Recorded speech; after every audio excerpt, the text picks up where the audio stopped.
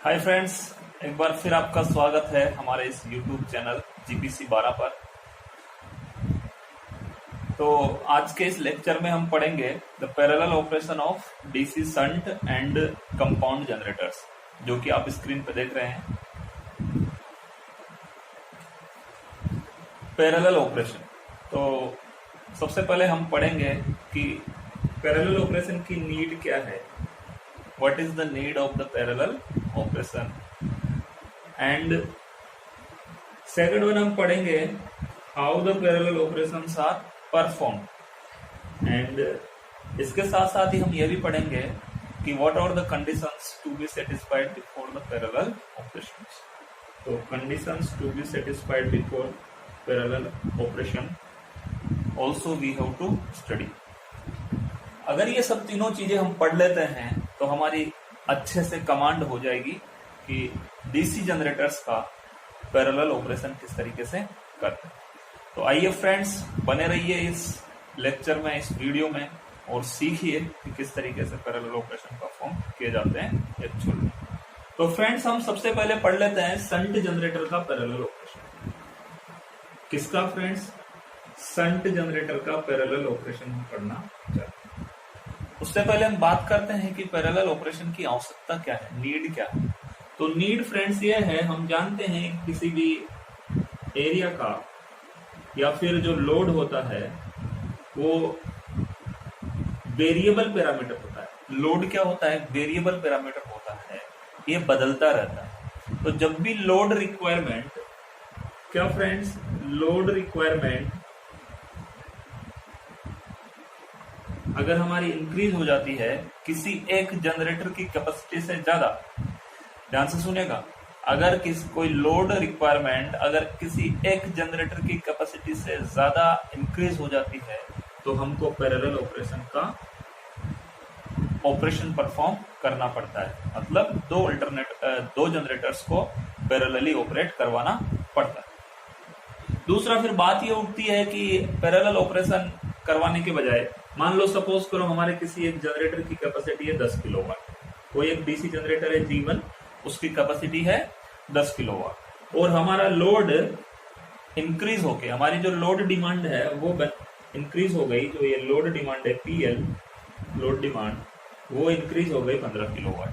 तो क्वेश्चन ये अराइज होता है कि हम सिंगल जनरेटर ही क्यों यूज नहीं कर लेते 15 किलोवाट। एक सिंगल जनरेटर हम यूज कर लें 15 किलोवाट का, इंस्टेड ऑफ दो जनरेटर यूज करें, एक 10 किलोवाट का और दूसरा 5 किलोवाट। ऐसा करने की जगह हम सिंगल ऐसा क्यों नहीं करते? ऐसा फ्रेंड्स हम इसलिए नहीं करते क्योंकि कई बार हमारे सिस्टम में हमको मेंटेनेंस भी करना पड़ता है। आप सब जानते हैं हमारे सिस्टम में हमको मेंटेनेंस भी करना पड़ता है। तो मेंटेनेंस के चलते अगर सपोज करो हमारे जनरेटर G2 में कोई फॉल्ट है, कौन से जनरेटर में? जनरेटर G2 में अगर कोई फॉल्ट है तो हम क्या करेंगे? अगर ये सिंगल जनरेटर 15 किलोवाट का होता तो हमारा सारा का सारा सिस्टम क्या हो जाता? टफ पड़ जाता, सारा का सारा सिस्टम फेल हो जाता, उसको पावर सप्लाई नहीं मिलती। लेकिन अगर हम पैरेलली दो जनरेटर को ऑपरेट करवा रहे हैं तो एक जनरेटर एटलीस्ट 10 किलोवाट का लोड तो सप्लाई कर सकता है। तो पावर सप्लाई की रिलायबिलिटी पैरेलल ऑपरेशन करने से इंक्रीज हो जाती है। इस रिलायबिलिटी के इंक्रीज होने की वजह से ही हम सिंगल जनरेटर 15 किलोवाट का यूज नहीं करते हुए पैरेलल ऑपरेशन परफॉर्म करते हैं। भले ही ये थोड़ा कॉस्टली होता है, एक सिंगल जनरेटर 15 किलोवाट का खरीदना थोड़ा चीपर होता है इन कंपैरिजन टू दो जनरेटर, एक 10 किलोवाट का और एक 5 किलोवाट का खरीदना। तो थोड़ा कॉस्टली भले ही पड़ता है, लेकिन पावर सप्लाई की रिलायबिलिटी बनी रहती है, इसलिए हम पैरेलल ऑपरेशन परफॉर्म करते हैं।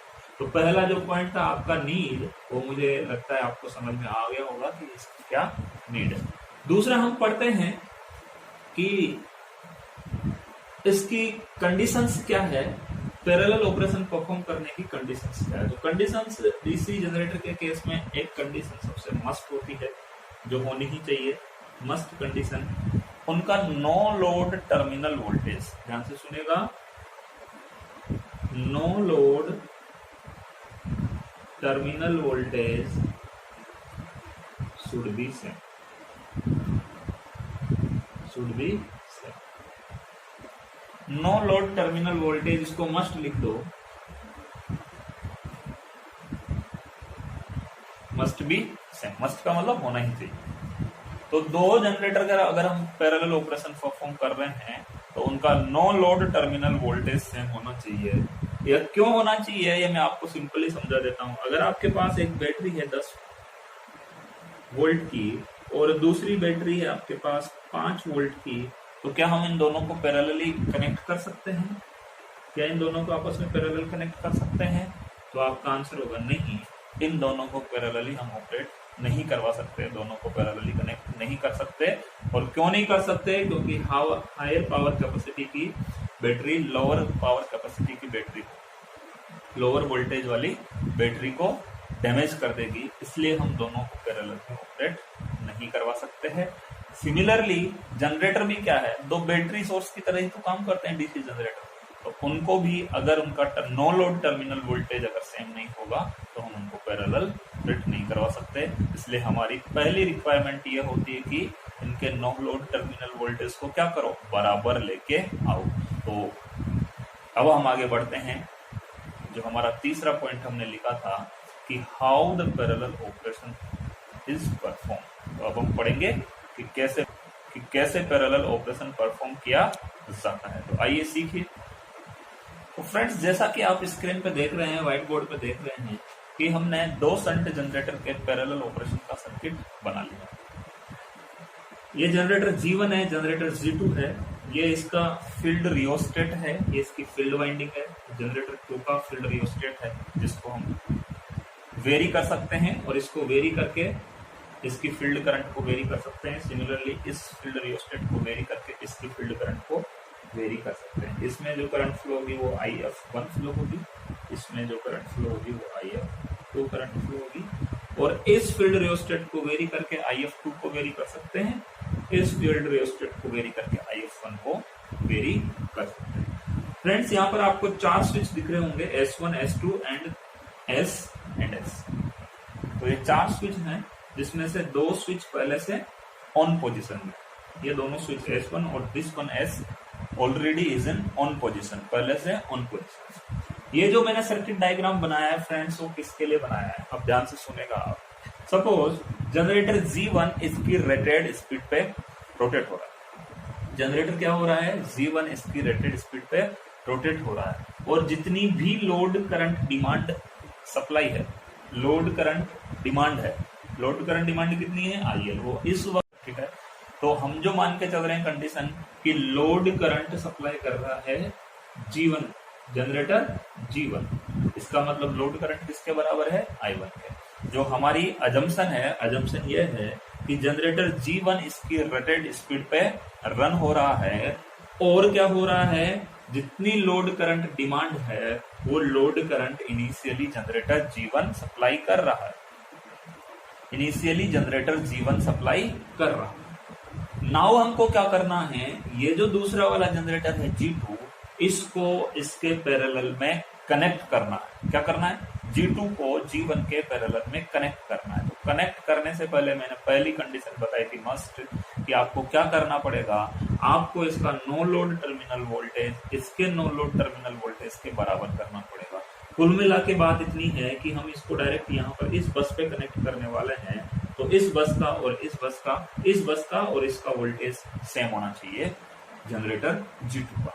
तो उसके लिए हम क्या करेंगे, सबसे पहले हम G2 को प्राइम मूवर जो है उससे उसको रेटेड स्पीड पे पहुंचा देंगे। कहाँ पहुंचा देंगे फ्रेंड्स? इसकी रेटेड स्पीड पे इसको रन करवाने लग जाएंगे।